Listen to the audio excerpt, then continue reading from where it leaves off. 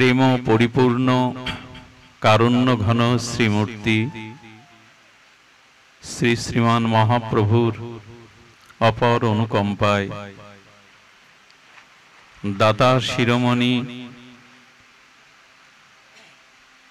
প্রেম চিন্তামণি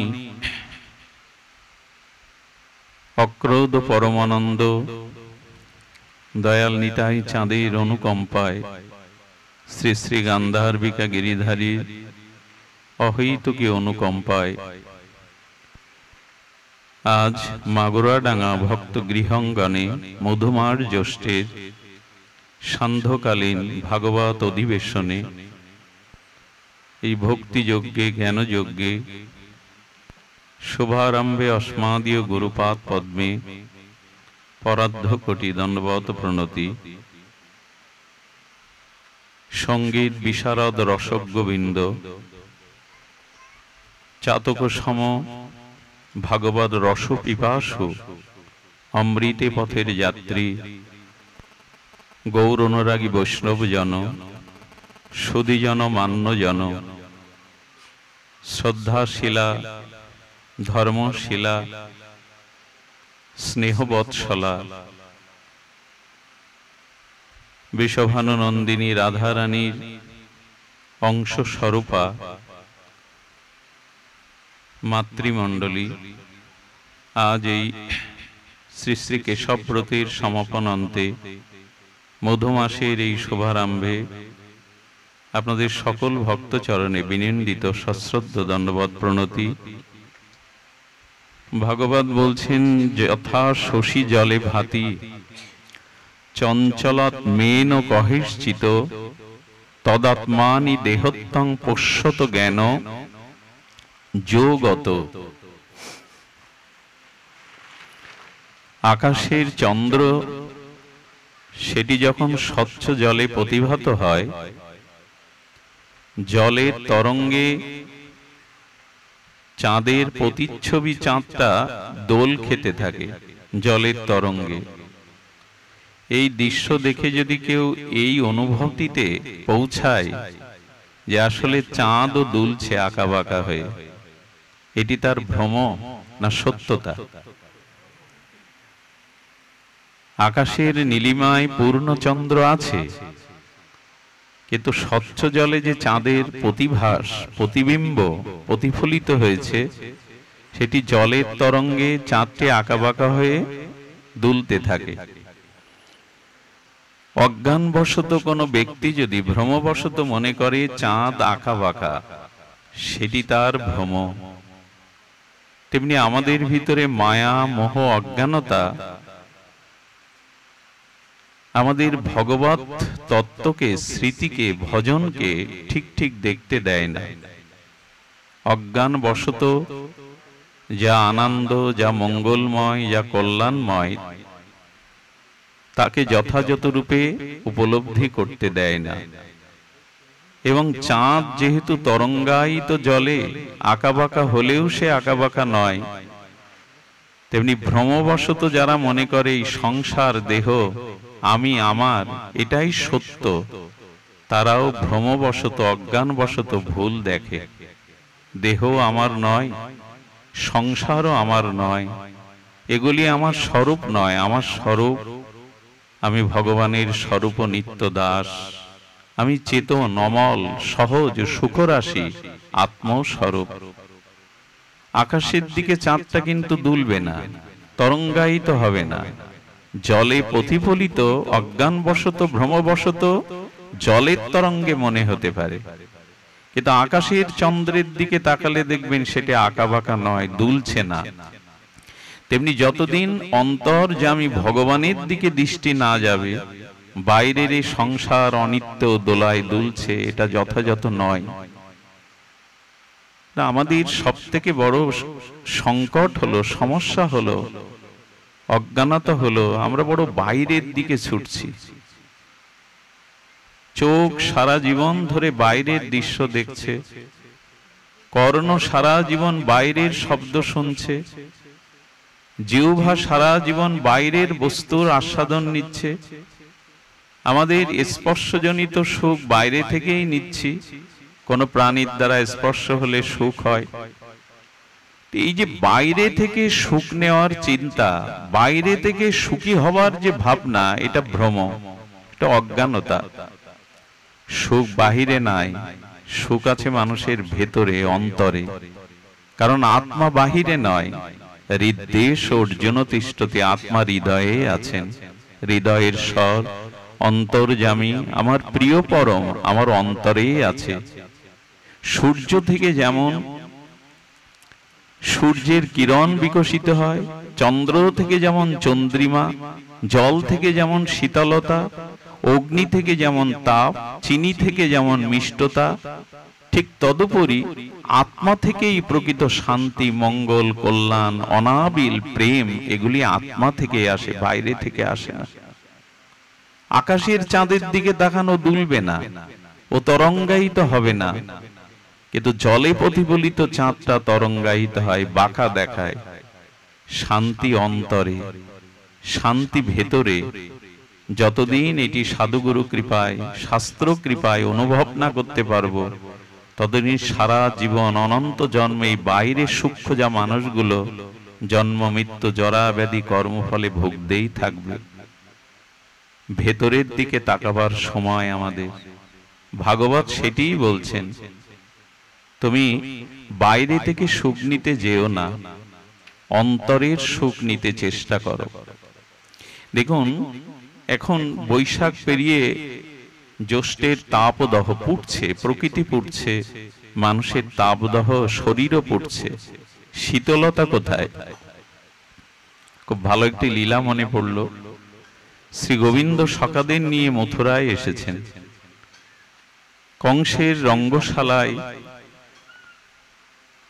কৃষ্ণ বলরাম তার প্রিয় ব্রজের সখাদের নিয়ে মথুরা পরিভ্রমণ করছে।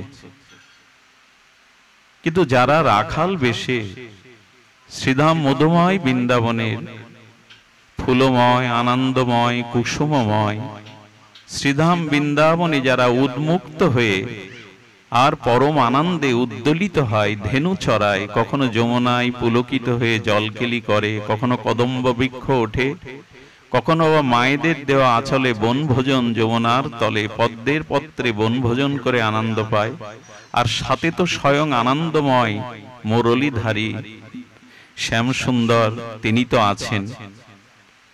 এই আনন্দ শহরের এই মথুরার রাজপুরীতে এসে এই কোলাহল, এই জনজীবন, রাজপ্রাসাদ, এসব দেখে সখাদের মোটেও ভালো লাগছে না।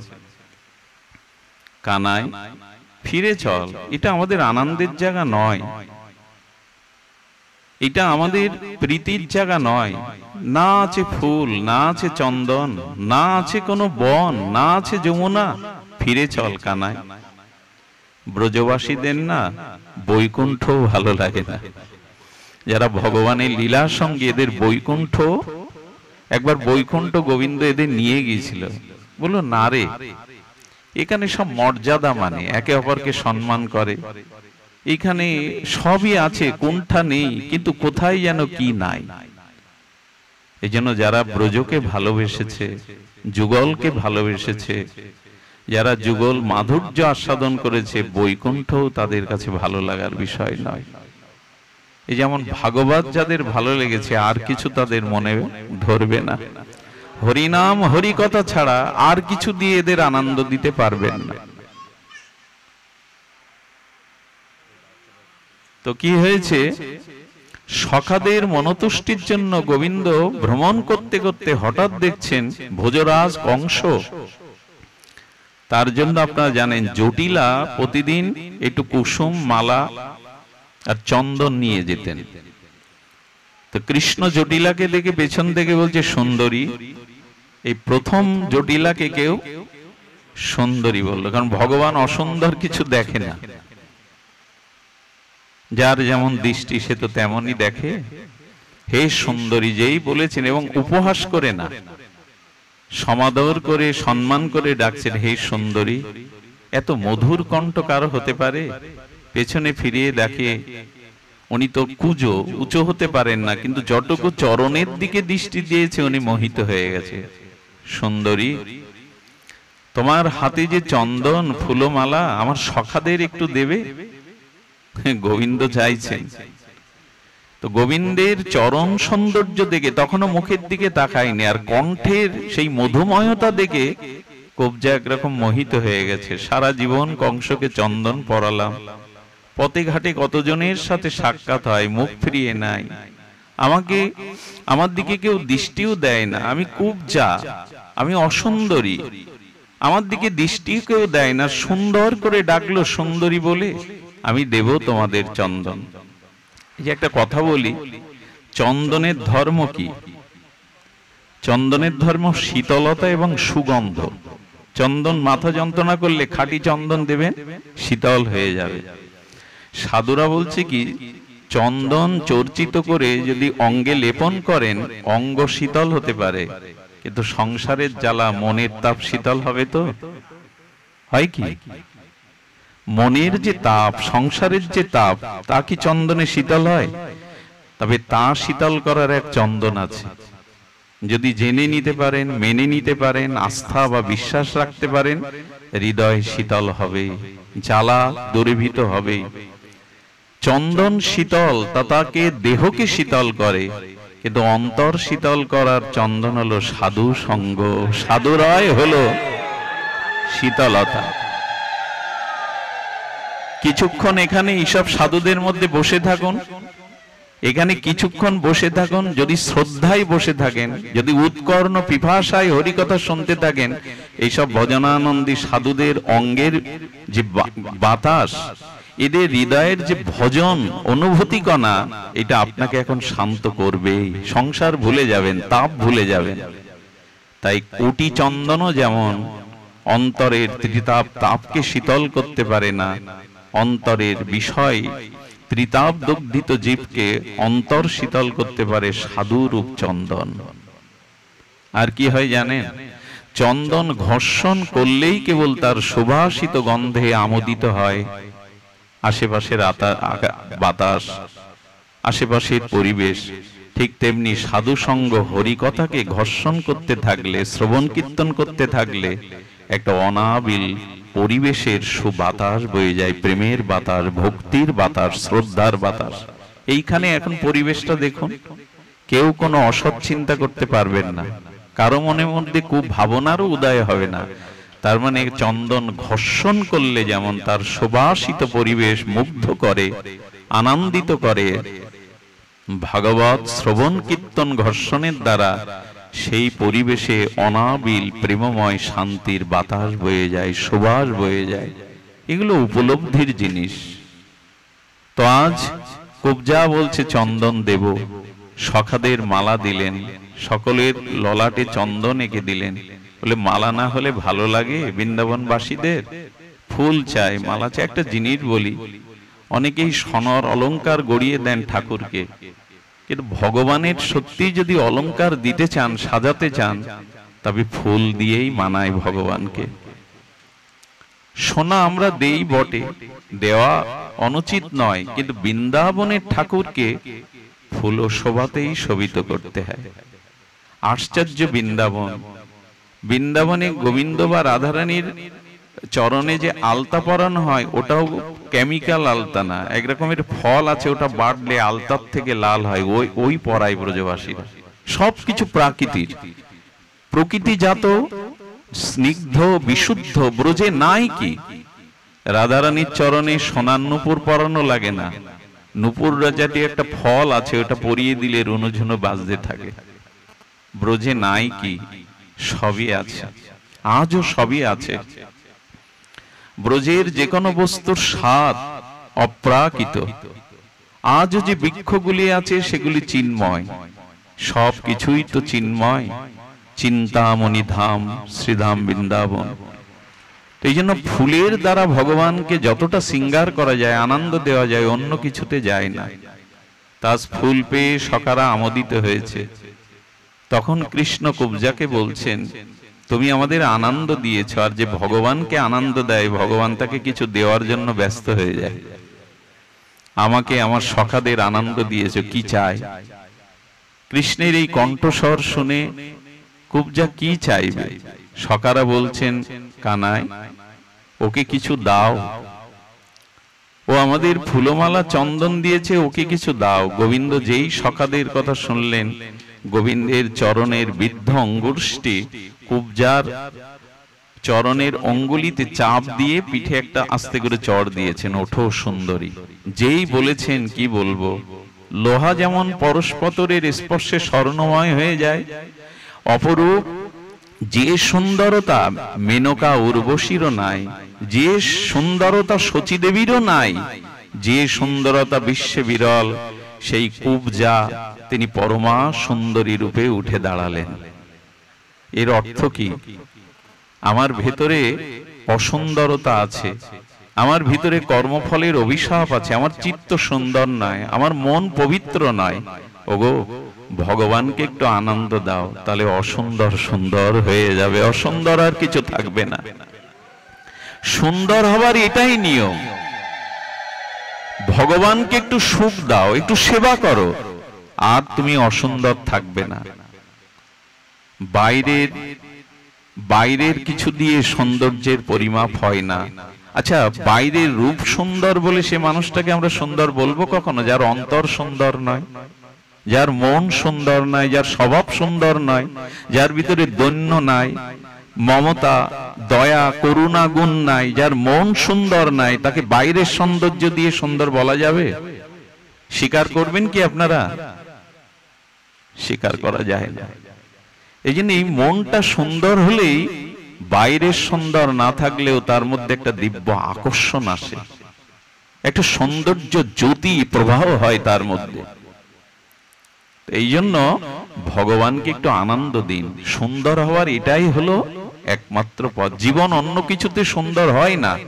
সুন্দরকে যদি সুখ দেওয়া যায়, সুন্দরকে যদি আনন্দ দেওয়া যায়, তবেই জীবন সুন্দর হয়। কুবজা তাই হলো। কুবজা নিজের রূপচ্ছবি থেকে চারিদিকে জ্যোতি প্রবাহ বইছে। কুবজার রূপ দেখে পাশে যারা জীব জন্তু দাঁড়িয়েছিল তারা রূপে মোহিত হয়ে গেছে। গোবিন্দ যাকে স্পর্শ করে তার রূপের মাধুর্য ছড়িয়ে পড়েছে। কুবজা কিন্তু মুখটা অন্ধকার করে রেখেছে। এর থেকে আনন্দের দিন আর কুবজার আছে? কৃষ্ণ বলছে, সুন্দরী তুমি খুশি হওনি, আনন্দ পাওনি? বলল না, তুমি তো আমার বিপদই এনে দিলে। হ্যাঁ, হে কানাই, তুমি তো আমার বিপদই এনে দিলে। বলে কেন? বলো, কেউ আমার দিকে চাইতো না, বড় বড় কুজো, ঠোঁট ফাটা, হ্যাঁ, আমার দেহ অঙ্গে বাঁকা, আমি কালো কুৎসিত, আমার দিকে কেউ ফিরেও তাকায় না, আমাকে এ যাবৎ পর্যন্ত কেউ সুন্দরীও বলে না। কিন্তু তোমার স্পর্শে আর যে সৌন্দর্য আমাকে দান করেছে, এখন আর আমি মহল্লায় টিকতে পারবো না। তুমি আমার ক্ষতি করেই ছিঁড়ে খাবে আমাকে সবাই। অদ্ভুত কথা। টিকাকার বলছেন যে সকলে আমাকে ছিঁড়ে খাবে। গোবিন্দ হেসে বললেন, আমি যাকে রূপ দেই সেই রূপে সকলের মোহ আসে না, সেই রূপে সকলের ভিতরে সুন্দরতায় আসে। কথাটি খুব মার্মিক কথা। শুনুন, নারীদের জীবনে সর্বশ্রেষ্ঠ প্রাপ্তি হলো তার স্বরূপ। সুরূপ হলো সুন্দর, বা সুন্দরীর রূপ হলো সুন্দর। রূপটাই হলো নারীর জীবনের অন্যতম শ্রেষ্ঠতা। সুন্দরের কিছু লক্ষণ আছে, যেমন যার গলায় দেখবেন মায়েদের 3টে রেখা আছে, জানবেন খুব সৌভাগ্যবতী। কিছু কিছু লক্ষণ আছে সৌন্দর্যের। তো নারীদের মধ্যে রূপ ও মাধুর্য যার আছে, সত্যিই সে ভাগ্যবতী। আর পুরুষ ভাগ্যবান কখন জানেন? যখন তার ভিতরে সত্য সুন্দরের কোন শক্তি কাজ করবে। পুরুষ জগতে সুন্দর তখনই হয় যখন তার ভিতরে বিশেষ কিছু শক্তির প্রকাশ ঘটবে। বোঝা যায় হয়তো সঙ্গীতে, হ্যাঁ, নাহলে বিদ্যায়, নাহলে ভাগবতে বিশেষ কোন শক্তি যদি কোনো পুরুষের মধ্যে বিকশিত হয়, সেই পুরুষই জগতে সুন্দর। শক্তির দিক দিয়ে পুরুষের ভিতরে সৌন্দর্য তখনই বিকাশ হবে, প্রভাব ফেলবে, যখন আপনার ভিতরে কিছু গুণাবলীর শক্তি প্রকাশ হবে। মান্যতা দেই কাকে? আমরা গুণকেই তো মান্যতা দেই। এই জন্য পুরুষের জীবনে কোনো শ্রেষ্ঠ গুণকে আঁকড়ে ধরতে হয়, নাহলে তোমার ওই রূপ যৌবন বাড়ি গাড়ি ওগুলোতে তোমার শান্তি হবে না। আজকে তাকিয়ে দেখুন, কোন গুণ যদি না থাকে, কোন বিশেষ শক্তির প্রকাশ যদি পুরুষের মধ্যে না থাকে, এ সংসারেও কারো মান্যতা পায় না, পরিবারেও কারোর মান্যতা। ধুয়ে খাবে নাকি গাড়ি বাড়ি? 10 তলায় মেয়ের বিয়ে দিয়েছেন, কোটি কোটি টাকার মালিক, এয়ার কন্ডিশন রুম। নেশা করে পুরুষ যদি লাথি মেরে বলে দরজা খোল, এ শান্তির প্রয়োজন আছে একটা মেয়ের? ওর ভিতরে গুণাবলী শক্তি নেই। এই জন্য পুরুষ তখনই সুন্দর হয় যখন তার ভিতরে বিশেষ কোন গুণের প্রকাশ ঘটে। এখানে বিল্লমঙ্গলকে কেউ দেখতে আসেননি। এখানে বিল্লমঙ্গলের ওই রক্ত মাংসের পিণ্ড একটা শরীর, বরঞ্চ আপনার দিকে আরো আমরা অসুন্দর, কিন্তু এতগুলো মুখ তাকিয়ে আছে কেন জানেন? তোমার মধ্যে দুটো হরিকথা প্রকাশ হয় বলে আমরা এসেছি, তোমাকে দেখতে আসেনি। তোমাকে আমাদের কোনো প্রয়োজন নেই, এখানে আমার কাছে আপনাদের কোনো প্রয়োজন নেই। এখানে যারা এসছেন আমার কাছে আপনাদের জগতের কোনো প্রয়োজন নেই, তবু এসে মুখের দিকে কেন তাকিয়েছেন? গুরু কৃপায়, ভগবত কৃপায় তোমার মধ্যে দুটো হরিকথা প্রকাশ হচ্ছে বলে তোমাকে চায় না, তোমার মুখে হরিকথাই চায়। কোন একটা গুণাবলী জগতে কারো মধ্যে যদি প্রকাশ হয়, সেই পুরুষই জগতে শ্রেষ্ঠ।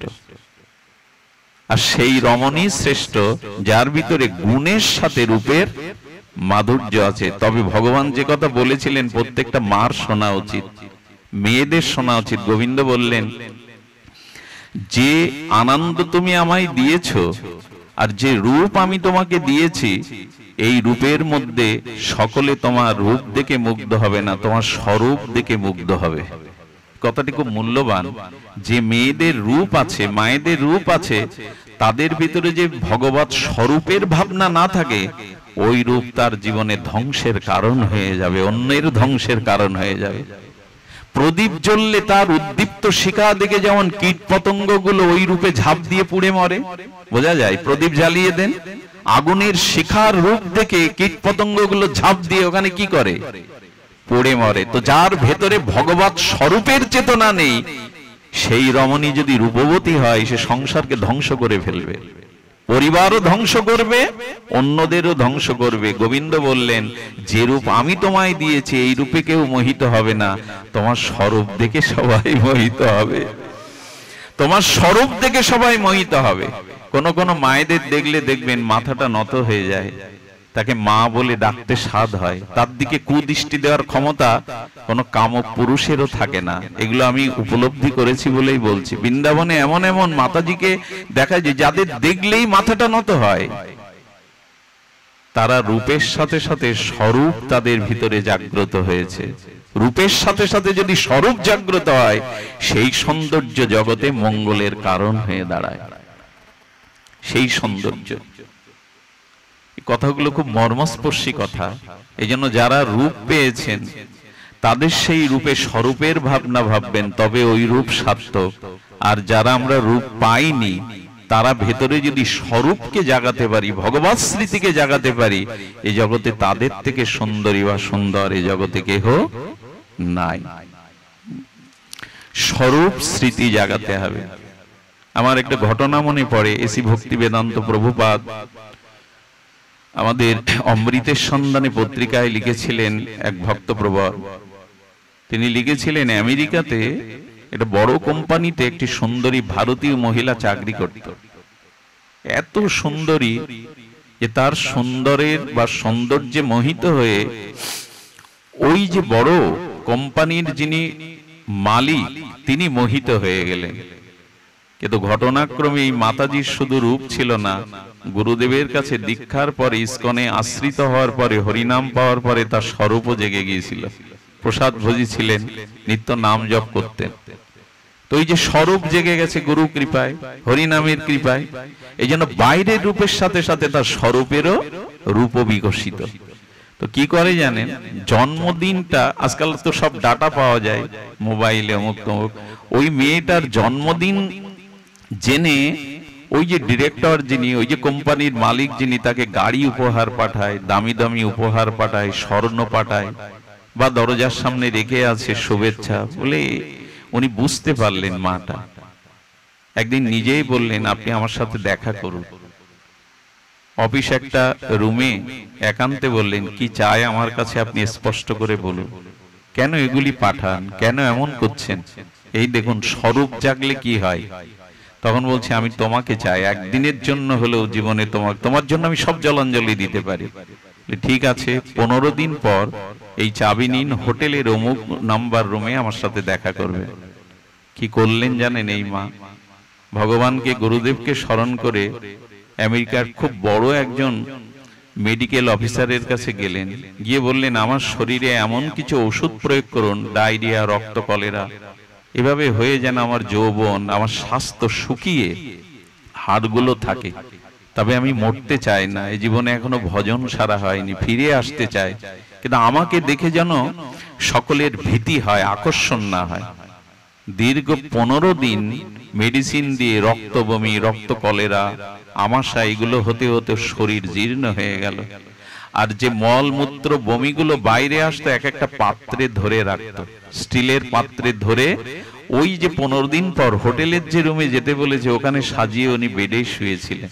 ওঠারও শক্তি নেই, কথা বলারও শক্তি নেই, জরাজীর্ণ হয়ে গেছে, হাড়গুলো বেরোনো। উনি তো 15 দিন কল্পনার জগতে ভাসতে ভাসতে দামি গাড়ি নিয়ে হোটেলের দরজা খুলে দেখেই চিৎকার করে, কে তুমি এখানে? ক্ষীণকণ্ঠে বলছেন, যাকে ভোগ করবার জন্য আপনি সর্বস্ব ধ্বংসের উন্মাদনায় মেতেছেন সেই আমি, আমাকে ভোগ করুন। তোমার সেই রূপ কোথায় গেল? স্বাস্থ্য, যৌবন, উজ্জ্বলতা কোথায় গেল? বলে সবই আছে ওই পাত্রের মধ্যে। যে রক্ত বমিগুলো, যে বমনগুলো, যে মলমূত্রগুলো বেরিয়েছে ওগুলো পাত্রে ধরে রাখা ছিল। দেখে উনি ঘৃণায় চিৎকার করে উঠেছেন, আমি তোমাকে চেয়েছি, তবে তোমার মতো জরাজীর্ণ হাড় নয়, তোমার রূপ যৌবনকে চেয়েছি। বলে ওইগুলোই তো আমার ভেতরে ছিল। ওই মলমূত্র, নাড়ি ভুড়ি, হাড় ছাড়াই চামড়াটা তুলে দেখুন, কোন সুন্দরী চামড়া তুলে দেখুন, ভেতরে যা আছে স্পর্শ করলে আপনাকে আবার স্নান করতে হবে, সরিয়ে নিয়ে যেতে বলে। এই যে চামড়াটা তুলে নিন। কেমন জানেন? দুর্গা প্রতিমা বিজয়া দশমীতে যে বিসর্জন হয় না, পরের দিন নদীতে গিয়ে দেখবেন আছে মায়ের সেই রূপার আছে, খড়কুটো গুলো বেরিয়ে গেছে। তখন আর চিন্ময়ী মা বলে মনে হবে কি, খড়কুটো গুলোই বেরিয়ে গেছে। ঠিক তেমনি চামড়াটা তুলুন, এর ভেতরে যে রক্ত মাংস এখনই আমাদের ভিতরে মলমূত্রে ভরা, কত কিরমিকিটে ভরা, নাড়ি ভুড়িতে ভরা, ওগুলো দেখলেই বমি হবে আপনার, শুধু চামড়াটা উপরে দিয়ে ঢাকা। তাই গোবিন্দ বললেন, যার রূপ আছে সে যদি স্বরূপ জাগায়, তবে ওই রূপে দেখে কারো কামনা মোহ জন্মায় না, বরঞ্চ ওই রূপ দেখলে স্বরূপ ভগবানের রূপ মনে পড়ে তার। চিন্তা নেই কুবজা, আমি তোমাকে যে স্বরূপ জাগিয়ে দিলাম, আর কেউ তোমার দিকে কামনার দৃষ্টিতে চাইবে না। এই জন্য স্বরূপ জাগান। সেই লোক কি করেছিল জানেন? ইস্কনে সব অর্থবিত্ত যোগ দিয়ে ভক্ত হয়ে গেছিল, তার চেতনা ফিরে গিয়েছিল, বিবেক ফিরে গিয়েছিল।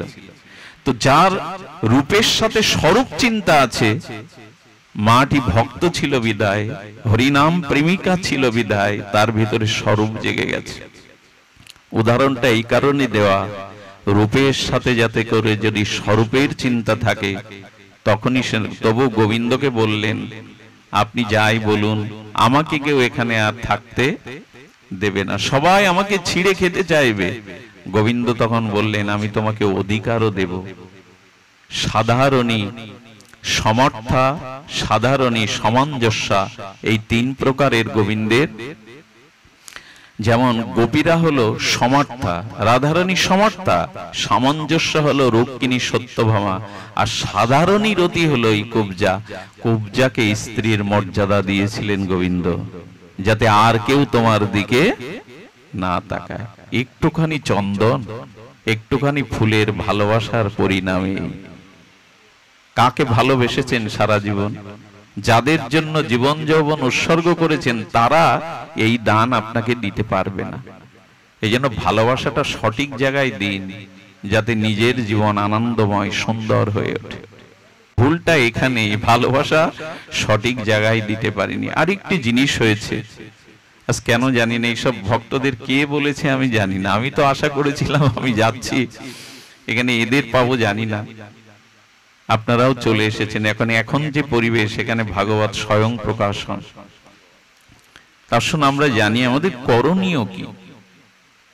করণীয়টা আর কিছু নয়, মদ চিত্ত মদগত প্রাণা, এইটুকুই গীতার এই শব্দ দুটি আমরা একটু যদি গ্রহণ করি, মদ চিত্ত মদগতা প্রাণা বোধয় অন্ত পরস্পরম, এই ভাগবত শ্রবণের মাধ্যমে সাধু সঙ্গের মাধ্যমে পরস্পরের যেদিন বোধ উদয় হবে, চেতনার উদয় হবে, সেদিন ভগবানেই আমরা কেবল মন দিতে পারবো, তদ্গত প্রাণ হয়ে যাব। তার দৃষ্টান্ত দেখুন, ভগবানে একান্ত ভজন চাই। এই কথাটি একটু আমি আপনাদের সকলের কাছে অনুরোধ করছি বিশেষভাবে ধ্যান দেওয়ার জন্য, মনোযোগ দেওয়ার জন্য। আমাদের সমস্যা হলো আমরা একান্তি ভক্ত হতে পারছি না। শব্দটা কি বলা হলো? একান্তি। এক ভগবানের প্রতি আমাদের একান্ত মনোভাব, সর্বস্ব তাকে দেওয়া, 10-5 জনকে মন দেওয়া যায় না। তা আমরা সেই এক ভগবানের প্রতি আস্থা রাখতে পারছি না। আউলি বাড়িও যাই, হ্যাঁ, বিভিন্ন তীর্থেও যাই, বিভিন্ন জনের কাছেও যাই, বিভিন্ন দেবদেবীরও ডাকি। ওটা কথা মনে পড়লো, একবার এক দর্জির কাছে পাঞ্জাবি করতে দিয়ে তিনি ভুল করে 4 ইঞ্চি পাঞ্জাবিটা লম্বা করেছেন। দর্জি ভুল করতে পারে, বাড়ি এসে গাই দিয়ে দেখে 4 ইঞ্চি মতো। তো উনি একটু তাড়াতাড়ি মাকে বলছেন, মা এই 4 ইঞ্চি পাঞ্জাবির ঝুলটা কেটে দিয়ে সেলাই করে দিয়ে তো। 10 মিনিট পর উনি স্নান করতে গেছেন, এসে বলতে, মা বৃদ্ধ মানুষ, মাকেই বা কেন বলা? স্ত্রীকে বলছে, আচ্ছা মার মনে না থাকতে পারে, তুমি 4 ইঞ্চি একটু কেটে দিও তো। স্ত্রী বলার পরে তাও ভরসা না করতে পেরে মেয়েরে বলে যাচ্ছে, আমি কাজে যাচ্ছি মা, তোর মা যদি মনে না থাকে তুই 4 ইঞ্চি কেটে একটু সেলাই করে দিস। কয় ইঞ্চি হলো? গায়ে দেওয়া যাবে তো? গায়ে দেওয়া যাবে? বাড়ি এসে দেখে হাফ প্যান্ট হয়ে গেছে। আমাদের দুর্দশা, আমরা কার কাছে যে যাব এটাই ঠিক করে পারি না। একবার ঝাড়, একবার ফু, একবার কবিরাজ, একবার আউলি বাড়ি, একবার গোবিন্দ, কার কাছে না যাই। এই একান্তি না হওয়া পর্যন্ত কিন্তু আপনি কৃপা পাবেন না। এই জায়গাটায় আমাদের ভুল হয়ে যাচ্ছে। লীলার দ্বারা যদি আমরা বলি স্পষ্ট বুঝতে পারবো। দেখুন, আপনি যখন খুব নিষ্ঠার সহিত এক শ্রীগুরু পাদ পদ্মে, এক যুগল, এক নিতাই গৌর বা নাম ধর্মে একান্তি হবেন, প্রলয় হয়ে যাক জগতে, একান্তি যখন হবেন, এটা অদ্ভুত লীলা। তুলসীদাস গোস্বামী রঘুপতি রামচন্দ্রের একান্ত পরম ভক্ত। রাম বিনা তিনি কিছু বোঝেন না। উনি বৃন্দাবনে এসছেন, আর ব্রজের যা স্বভাব, জয় রাধে জয় জয় রাধে, সবাই ঠেলার গাড়ি আলা, রিক্সা আলা, ঘোড়ার গাড়ি আলা, দুধ আলা, কাঠ আলা, জয় রাধে, এই ছাড়া তাদের শব্দ নেই। আজও তাই, আজও জয় রাধে বলবে। এবং ওই দেশের এমন নিয়ম, আগে মিষ্টি কথা বলে পরে তিতো কথা বলবে। ঝগড়াও যদি করতে হয় তো জয় রাধে বলে ঝগড়া করবে। এরকম দেশ আর পৃথিবীতে নাই। ঝগড়া করবে তবু জয় রাধে বলেই ঝগড়া করবে, এমন দেশ আর নাই। শ্রীধাম বৃন্দাবন, ওখানে রাধা বলেই আগে মধুর কথা বলবে, তারপরে ঝগড়া। তো তুলসীদাস গোস্বামী যাকে দেখছে ওনাকে দেখে সাধু ভেবে জয় শ্রী রাধে জয় রাধে বলছেন। উনি বলছেন জয় সিয়ারাম জয় সিয়ারাম। এখন যাকে দেখছেন, একজনকে ডেকে এক বৃদ্ধ ভজনানন্দী ব্রজনিষ্ঠ এক মহাপুরুষকে ডেকে বলছেন, আচ্ছা এখানে যে জয় শ্রী রাধে বলছে, বলুক, আপত্তি নেই। আমি তো জয় সিয়ারাম বলছি, তো ওরা অন্তত জয় রাধে না বলে জয় রাধেশ্যাম বলুক, শ্যামের নামটা নিচ্ছে না কেন? বুঝতে পারছেন? তুলসীদাস গোস্বামী বলছেন, আমি তো জয় সিয়ারাম বলছি। উনি তো আর রাধেশ্যাম বলবেন না, ওনার একান্তে রামচন্দ্র সীতামায়ের চরণে নিবেদিত তুলসীদাস গোস্বামী। উনি দর্শনও করেছিলেন রাম সীতা, হনুমানজি ওনার গুরু। এই কলিযুগে চিহ্নিত বাল্মীকি এসেছিলেন তুলসীদাস গোস্বামী হয়ে, রামচরিত মানসের মতো দিব্য গ্রন্থ জগতে প্রকাশের জন্য। তো উনি বলছেন যে অন্তত জয় রাধে শ্যাম বলুক। ব্রজবাসী বাবা বলছে, না গো, শোনো, রাধে শ্যাম একসাথে বললে কৃষ্ণ যতটা সন্তুষ্ট না হবে, এক শ্রীরাধে বললে গোবিন্দ তার থেকে কোটি গুণ সন্তুষ্ট হবে। তা আবার ওর সাথে শ্যাম জোড়াবো কেন? যদি রাধে বললে কৃষ্ণ কোটি গুণ সন্তুষ্ট হয়, শ্যাম নামের থেকে, এটাই নিয়ম। একটা ময়ূর না, শ্রী গোবিন্দের নন্দা ভবনের সামনে, যশোদা নন্দ ভবনের সামনে একটা ময়ূর বসে বসে এক বৃক্ষতলায়, কৃষ্ণ যখন সকাদের সাথে গোষ্ঠে যেত তখন কৃষ্ণ, শ্রীকৃষ্ণ, জয় শ্রীকৃষ্ণ বলতো। 6 বছর ধরে বলেছে। আশা কে জানেন? জয় শ্রীকৃষ্ণ বললে যদি কৃষ্ণ এসে একবার একটু বুকে নেয়, কিন্তু 6 বছরের মধ্যে কৃষ্ণর দিকে ফিরেও তাকায়নি। ময়ূরটা রাগ করে, অভিমান করে বলছেন, 6টি বছর ধরে জয় শ্রীকৃষ্ণ বলছি, তুমি আমার দিকে একবার তাকালেও না। আসলে সত্যিই তুমি নিষ্ঠুর। আমি যদি বর্ষনায় গিয়ে জয় রাধে বলতাম, রাধারানী আমায় কৃপা করে দিত, রাধারানী আমায় কৃপা করে দিত, তোমার এখানে আমি থাকবো না। বর্ষনাতে চলেছে, যেতে যেতে বর্ষনায় যখন প্রবেশ করছে, তখনই এক সাধু ওই ময়ূরকে ডেকে বলছে, যাচ্ছ বর্ষনায়, কিন্তু ওইখানে যেন জয় কৃষ্ণ বলো, ওখানে কিন্তু জয় রাধে বলো না। রাধারানীর সামনে তুমি যদি রাধে বলো, রাধাও তোমার দিকে তাকাবে না। সাধু সঙ্গ কেন করতে হয়? বলছে ওইখানে গিয়ে জয় কৃষ্ণ বলবে। বলে 6 বছর বললাম, তাকালো না। এখানে বললে কাজ হবে।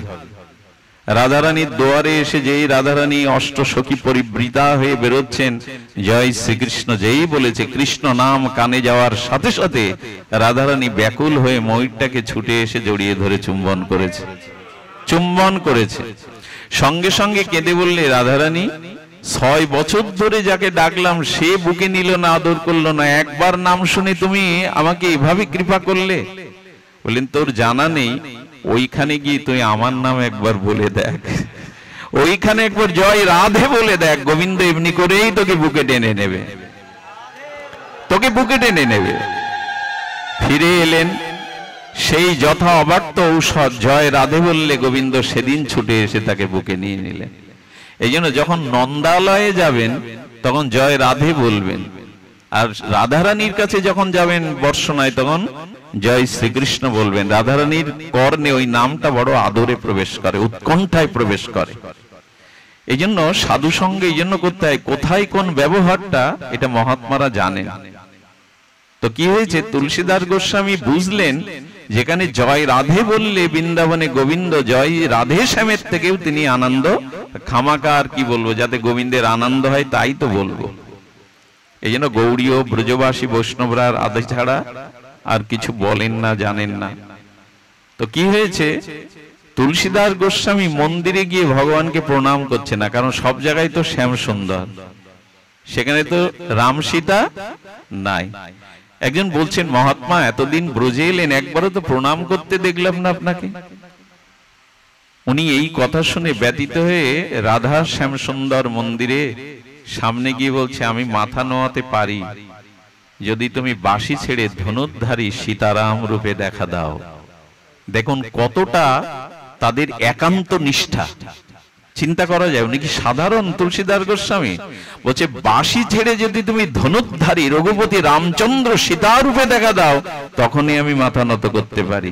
ভগবান এই একান্তি ভক্তের এক নিষ্ঠতা দেখে ধনুর্ধারী ত্যাগ, উনি বংশীধারী ত্যাগ করে ধনুর্ধারী রাম সীতারূপে দেখা দিলেন, এবং তুলসীদাস তখনই লুটিয়ে পড়লেন। চিন্তা করা যায় কতখানি একান্তি এরা। এরা আর কিছু জগৎময় আর কিছু চেনে না, আর কিছু দেখে না। এই একান্তি ভাবটা যতদিন না আসবে।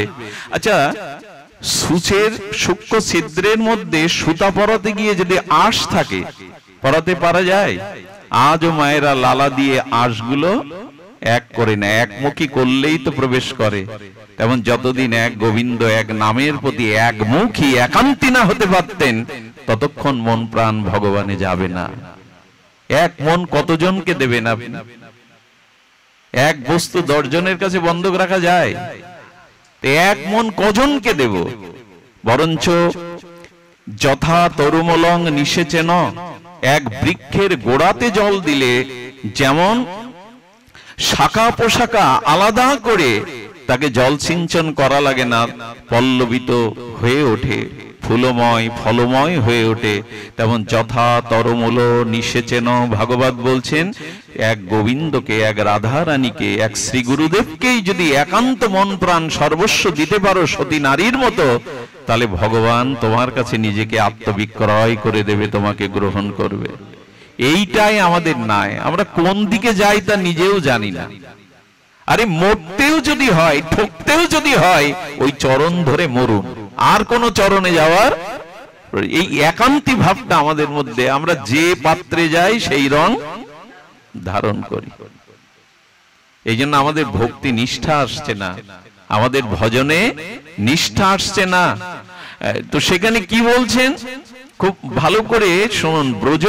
ব্রজ বৃন্দাবনে দেখুন, আপনি যখন যথাযথ ভজনও করবেন তখন দেবতারাও আপনার সাথে শত্রুতা করবে।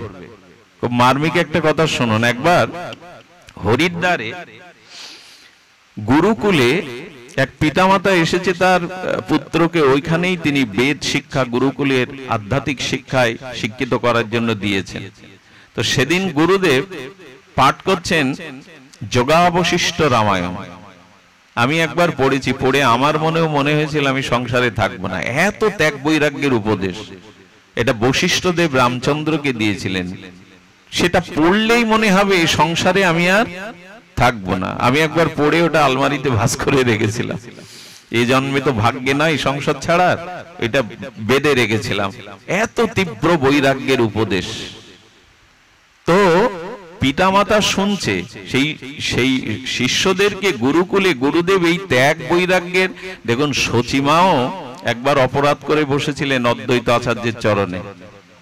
কি অপরাধ করেছিলেন? জয় রাধে।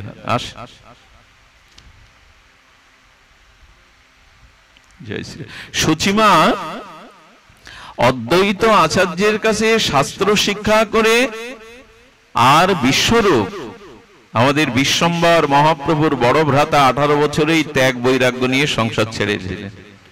আসেন দাদা, একটু বসতে দিন।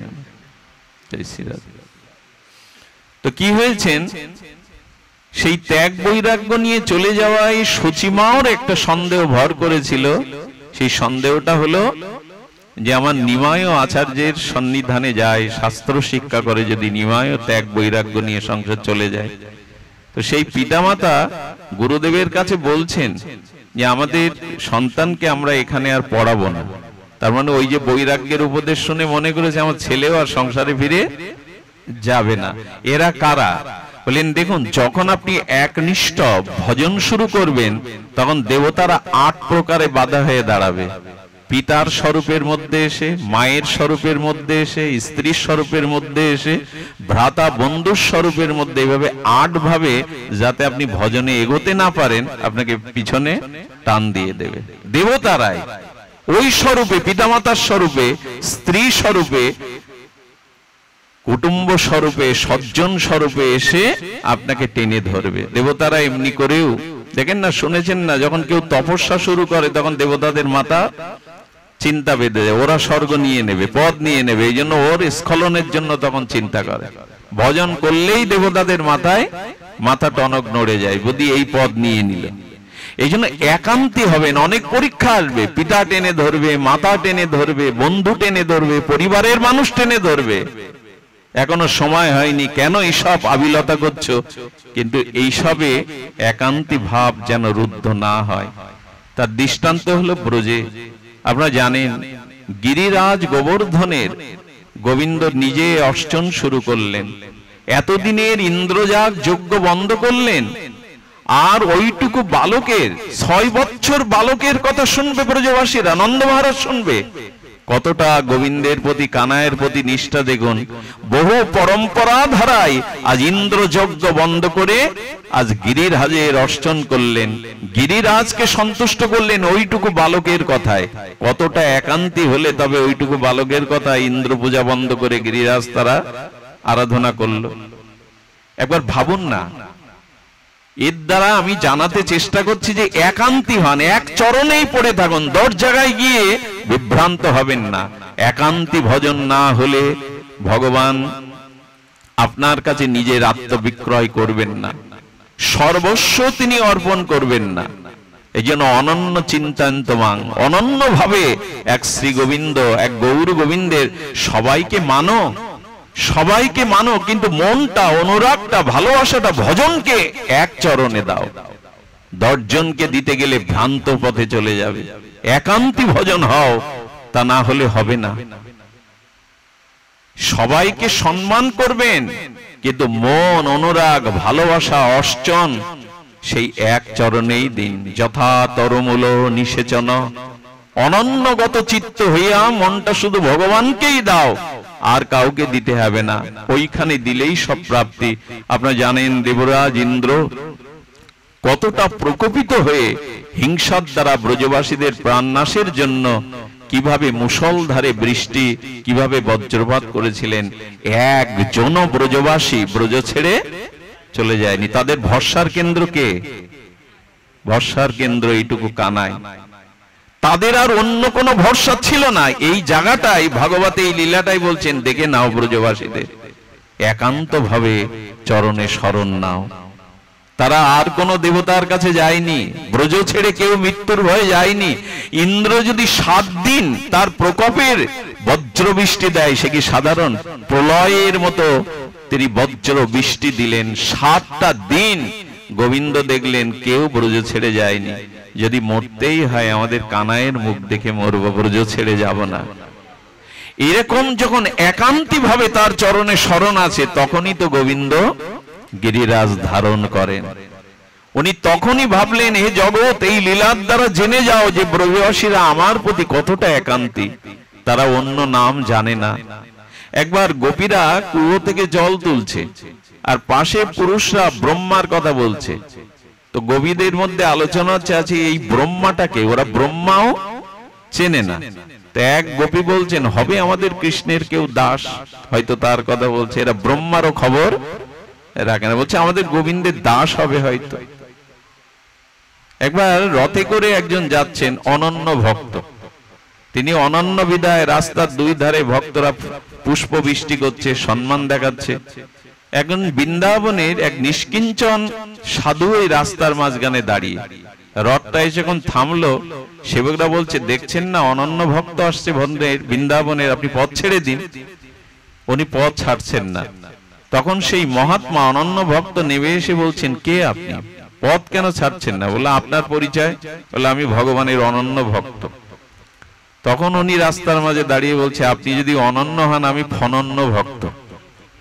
তো যে অনন্য তো বুঝলাম, ফনন্য বুঝলাম না। বলে, বুঝলেন না? আপনি জানেন যে ব্রহ্মা, মহেশ্বর, বিষ্ণু, নারায়ণ আছেন, এ জেনেও আপনি গোবিন্দ চরণে একান্ত ভজন করেন। আর আমি জানি না আমার কানাই ছাড়া বিশ্ব ব্রহ্মাণ্ডে অন্য কেউ আছে, এই জন্য আমি ফনন্য। আমি জানি না ব্রহ্মা, শিব বলে অন্য কেউ আছে। এ হলো ফনন্য। তখন ওনাকে প্রণাম করলেন, বললেন, আমার ভুল ভেঙে দিলেন। আমি জানি বিষ্ণু আছে, নারায়ণ আছে, তা জেনেও আমি কৃষ্ণ চরণে একান্ত শরণ নিয়েছি, আর আপনি তো জানেনই না। এই একান্তী ভজন আমাদের চাই। যতদিন এইখানে না আসতে পারবেন, ততদিন গোবিন্দ আপনার ভার নিতে যাবে কেন? ভার নিতে যাবে কেন? সর্বস্ব তাকে দিন, তখনই তিনি ভার নেবেন। এই দেখুন, গিরিরাজ ধারণ করে ডেকে বলছেন, আর ভয় নেই তোমাদের।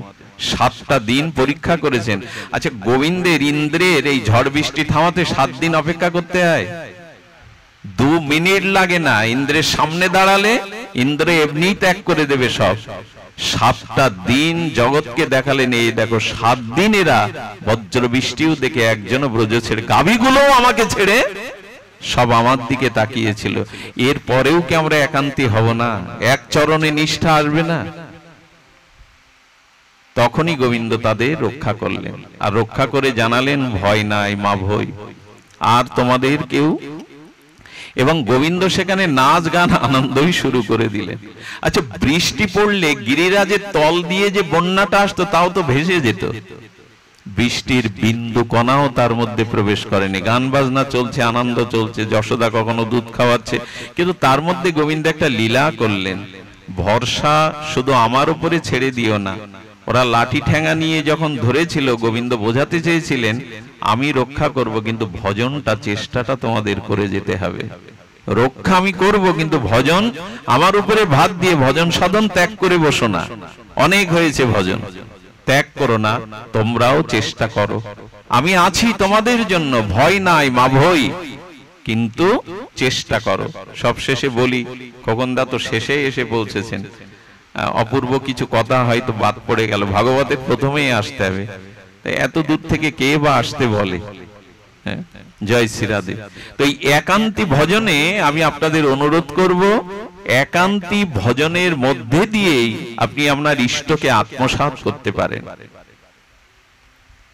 এক ভগবানের মধ্যেই সকল কিছু বিরাজিত, তাই একটি মনকে 10 জায়গায় ভাগ দিয়ে অনন্যতা নষ্ট করবেন না। জীবনে দেখুন, প্রকৃত ভক্তদের অনুভূতি এই যে এক ভগবানকে ভালোবাসতে গিয়ে যদি আমার ধ্বংস হয় তাতে রাজি আছি, তবু এই চরণ আমি ছাড়ব না। যেমন সতী নারী স্বপ্নেও কখনো অন্য পুরুষের ভাবনা স্বপ্নেও আসে না, তার কাছে তার প্রতি জীবনের একমাত্র পুরুষ। আমি গতদিন বলছিলাম, পারলে অন্য জায়গায় এর পূর্ণাঙ্গ আলোচনা করব। মেয়েরা এই জগতে বেঁচে যেতে পারে, আজ চারিদিকের যে দুরবস্থা, অন্ধকার অবস্থা বেঁচে যেতে পারে।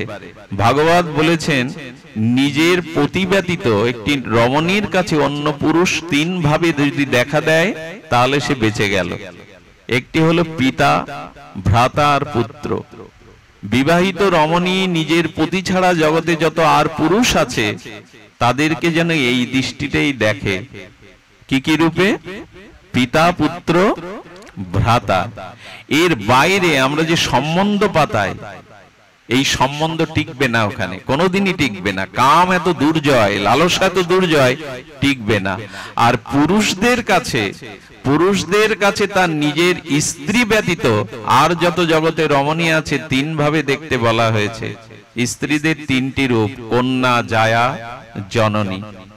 কন্যা, জায়া, জননী। নিজের স্ত্রী বাদে জগতে আর যত রমণী আছে সেটি মা অথবা মেয়ে। এই দৃষ্টিভঙ্গি যদি থাকে তাহলে আপনি বেঁচে গেলেন। তাহলে বর্তমান যে আবহাওয়া, না বাঁচতে পারবেন না, আপনি একদমই বাঁচতে পারবেন না। এই তত্ত্বটি আমাদের রামায়ণে, মহাভারতে বারবার দেয়া হয়েছে। যেদিন মন্দাদরী এসেছিল রাবণ বধের পরে দেখতে, রামচন্দ্রকে দর্শন করতে পালকিতে আসছেন মন্দাদরী, সেই পালকির ছায়াটা, মন্দাদরীর ছায়াটা রামের অঙ্গে পড়েছিল। মন্দাদরী নামার পরে প্রদক্ষিণ করে 3 বার প্রণাম করে বলেছিলেন, মাতো অপরাধ ক্ষমা করবেন, আপনার ছায়াটা আমার পায়ে পড়েছে, আমি অপরাধী, ক্ষমা করবেন। সেই দিনই মন্দাদরী বলেছিল, রাবণ বধ তোমার দ্বারাই সম্ভব রাম। যার স্ত্রীকে, যার স্বামী হরণ করলো, তার স্ত্রীকে যে মা বলে প্রণাম করতে পারে, সত্যিকার অর্থে তুমিই ভগবান।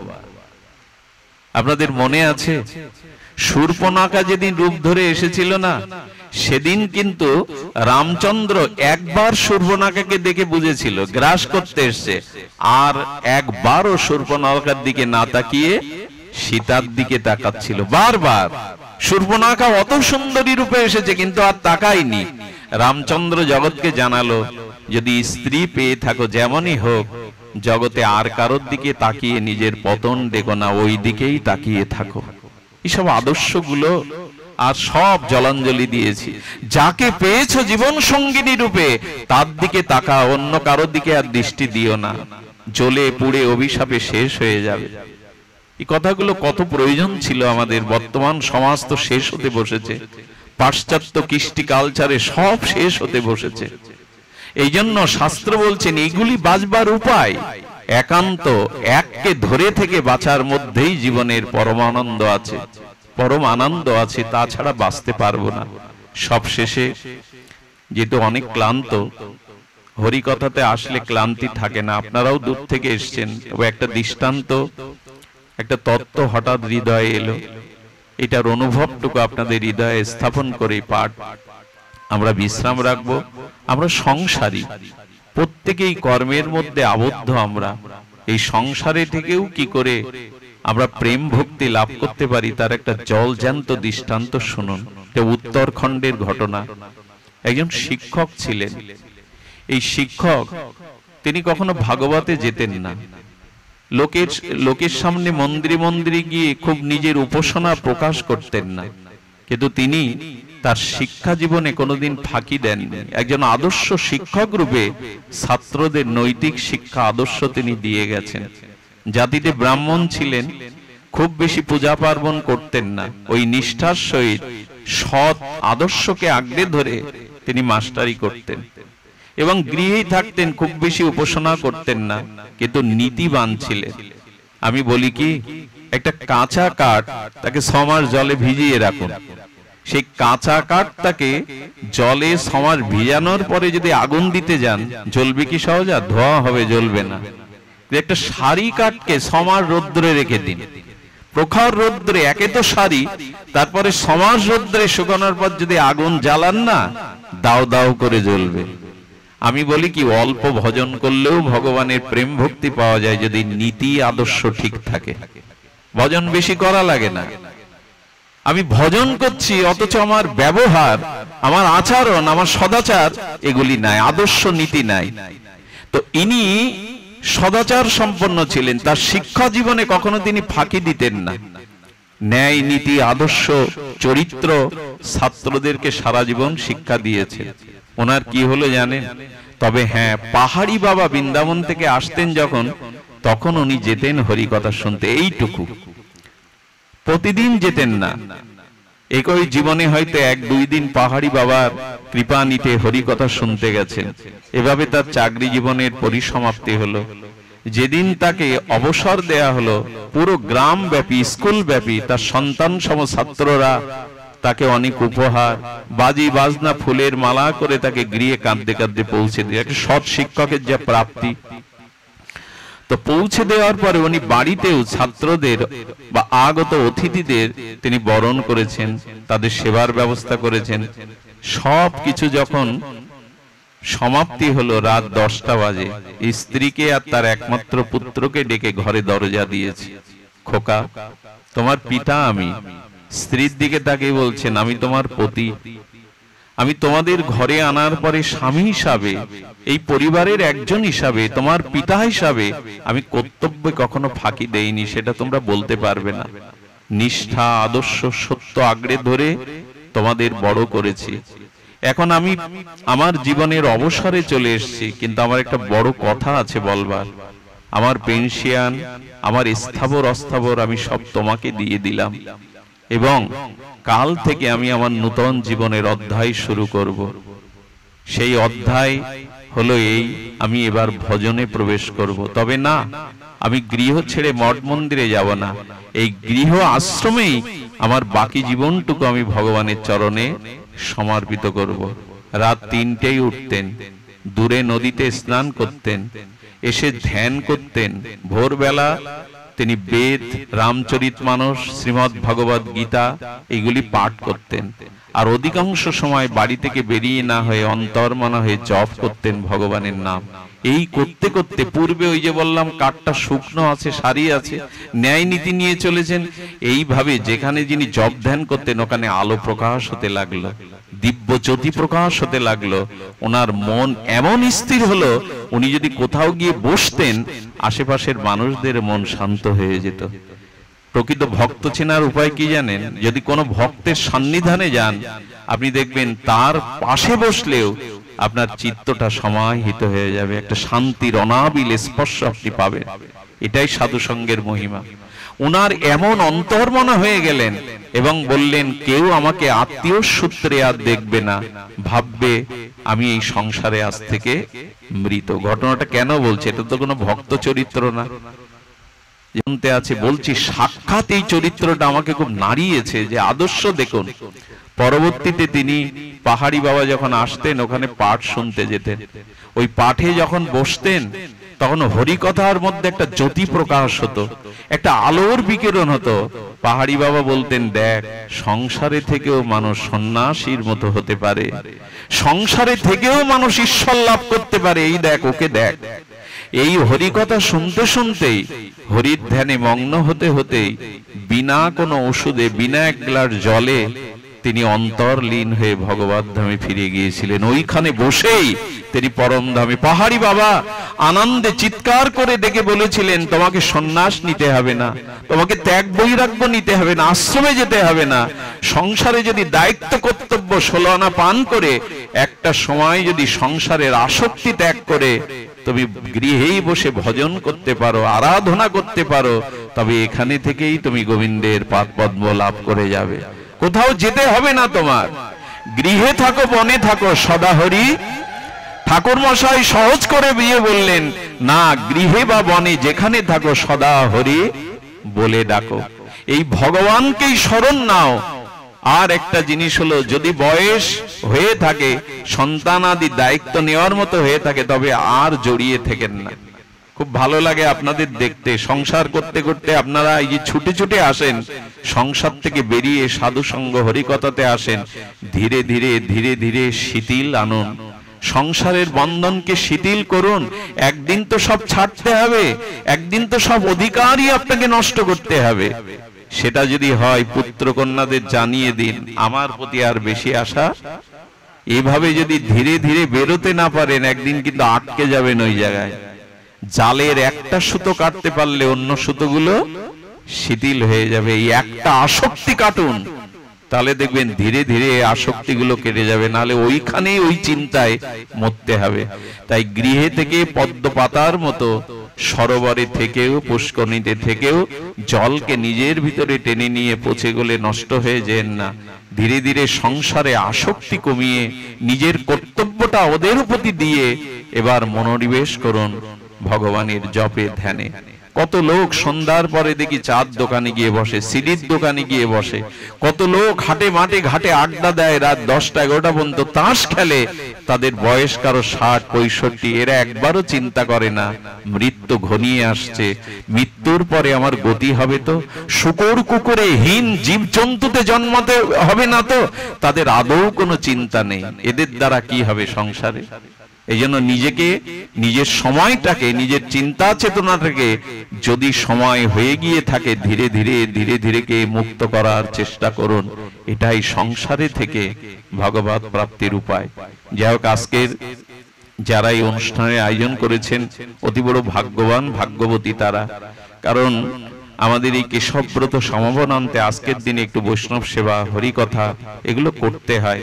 যারা কেশবব্রত মাসব্যাপী করেছেন, বৃন্দাজির একান্ত কৃপা লাভ করেছেন, তারা ধন্য।